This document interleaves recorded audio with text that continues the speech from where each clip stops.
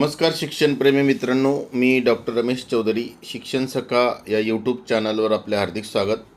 महाराष्ट्र राज्य परीक्षा परिषद पुणे यांच्यामार्फत एक अपडेट आलेली आहे. महाराष्ट्र शिक्षक पात्रता परीक्षा म्हणजेच महा-TET परीक्षा 2026 निवेदनबाबत निवेदन आहे. तर हे कालचंच पत्र आहे. हे सर्व प्रसिद्धी माध्यमांसाठी असलेलं पत्र आहे. तर महाराष्ट्र राज्य परीक्षा परिषद पुणे या कार्यालयामार्फत महाराष्ट्र शिक्षक पात्रता परीक्षा म्हणजेच महा-TET 2026 ही रविवार दिनांक 21/6/2026 रोजी आयोजन करण्यात आलं होतं.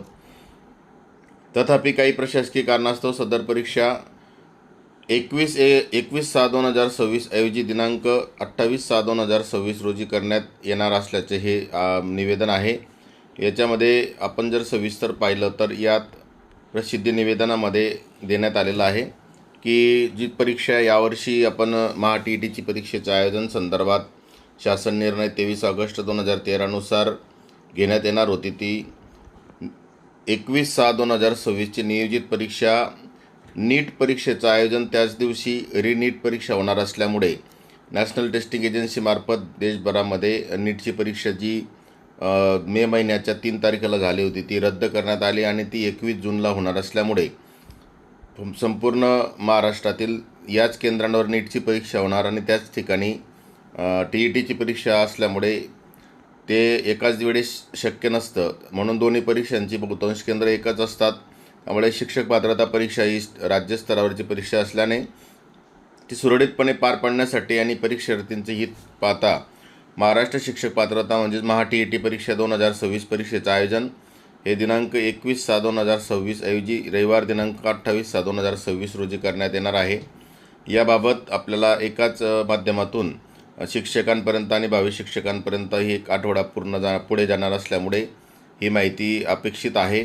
तसेच नीटच्या परीक्षेच्या संदर्भातसुद्धा आपण जर पालक म्हणून किंवा विद्यार्थ्यांना शिक्षक म्हणून आपण सांगत असू तर नीटची परीक्षेचं सुद्धा आयोजन हे 21/6/2026 रोजी करण्यात येणार आहे. तर या संदर्भात आपल्या सर्वांना माहिती असावी म्हणून ही अपडेट आहे. कार्यवाहीचा टप्पा म्हणजे 16 जून ते 28 जूनच्या कालावधीमध्ये प्रवेशपत्रसुद्धा उपलब्ध होणार आहेत. शिक्षक पात्रता परीक्षेचं वेळापत्रक हे 28/6/2026 रोजी दोन्ही पेपर सकाळच्या सत्रात 10:30 ते 1 आणि दुपारच्या सत्रात 2:30 ते 5 या वेळेमध्ये होणार आहे.